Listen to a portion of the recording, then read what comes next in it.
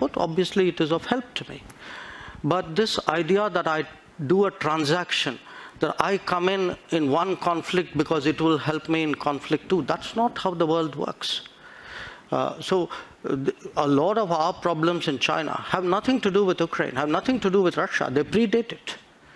And there are, I mean, if we are getting into who is silent on what issue at what point of time, I could point to a whole lot of issues on which, as I said, I mean, Europe has held its peace.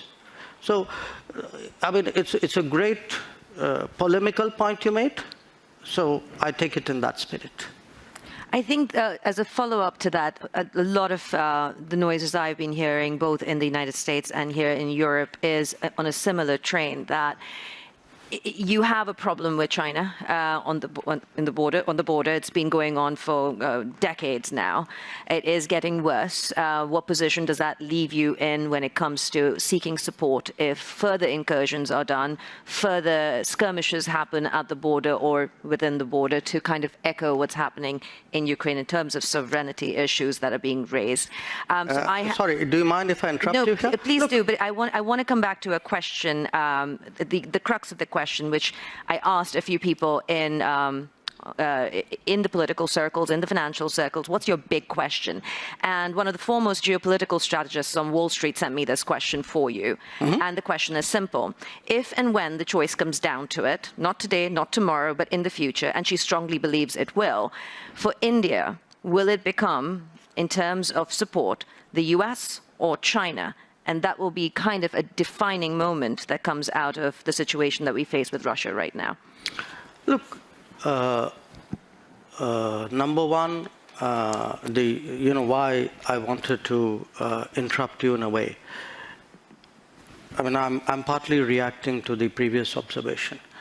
You know, somewhere Europe has to grow out of the mindset that Europe's problems are the world's problems. But the world's problems are not Europe's problems. That if it is you, it's yours. If it is me, it's ours. I think that's something, and I see, reflections of that. Again, in terms of, there is a linkage today which is being made. A linkage between China and India and what's happening in Ukraine. So come on, guys. I mean, China and India happened way before anything happened in Ukraine. So the Chinese don't need a precedent somewhere else in the world on how to, engage us or not engage us, or be difficult with us or not be difficult with us. So as I said, I mean, I just see this as frankly a not very clever argument, a very self-serving one. This idea that, your grand strategy must be about how you will choose. I will do what, as all of us do. I will weigh the situation, everybody, after all, how do countries eventually make decisions? Mr. Jaishankar, there will always be two axes at this point. I think it's an understood, accepted fact that you have the West, US-led, you have China as the next potential axis. Where does India fit into this? Are you planning to not take a side? No, I'm sorry. That is exactly where I disagree with you. This is the construct you are trying to impose on me, and I don't accept it. I mean, I don't think it's necessary for me to join this axis or not, and if I'm not joining this, I must be with the other one. I don't accept that. I mean, I think I'm 1/5 of the world's population. I am, today the 5th or 6th largest economy in the world. I mean, forget the history, civilization bit, everybody knows that. But I think I'm entitled to have my own side. I'm entitled to weigh my own interests, make my own choices. And my choices will not be cynical and transactional, but they will be a balance of my values and my interests. There is no country in the world which disregards its interests. So, as a final question, because I know you have to go, and our time has been cut short a little bit by your staff. And the coffee break is coming. Yes. The coffee break is less important, but your staff is insisting you have meetings. As a final question, then, to leave us with this perspective, as you say, there is a whole part of the world that we are ignoring and the perspectives that we're ignoring. What is India's position on the world stage? Because if you want to talk about 1/5 of the world's population, you cannot also sit on the fence when it comes to foreign policy matters. Non-alignment isn't plausible if you want to take your position on the world stage. What does it look like with 3 years of your government left, approximately? And what is of this term? Of 2 years, actually. Oh, 2 years. Yes. Thank you for the correction. Yes. Or even in the next decade or so. What is India's position? Sitting on the fence is not an option to be a world leader. Look, I don't think we're sitting on the fence. Just because I don't agree with you doesn't make me sitting on the fence. It means I'm sitting on my ground. And my ground is actually, what are the big challenges of the world? Okay? Big challenges of the world are climate change. I think I'm very critical to the solution. I can be an exemplar.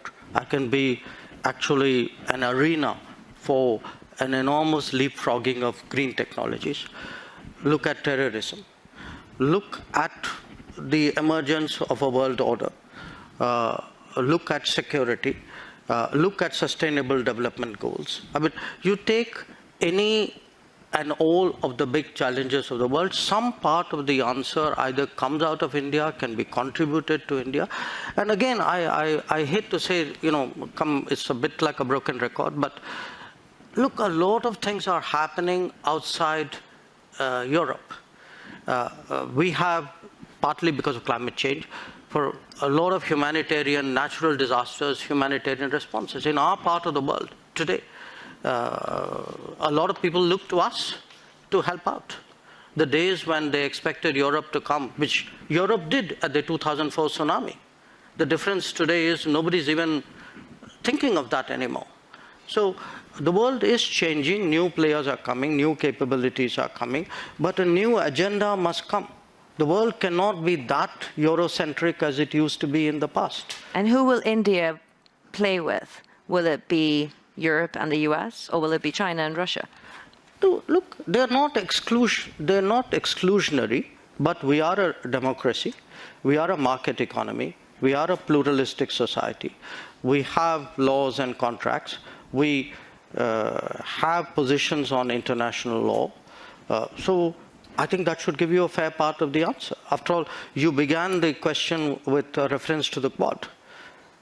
Even though we didn't get much time to talk about it, but the fact that you have today a grouping like the Quad, which just had its summit in Tokyo, where very important decisions were made on connectivity, on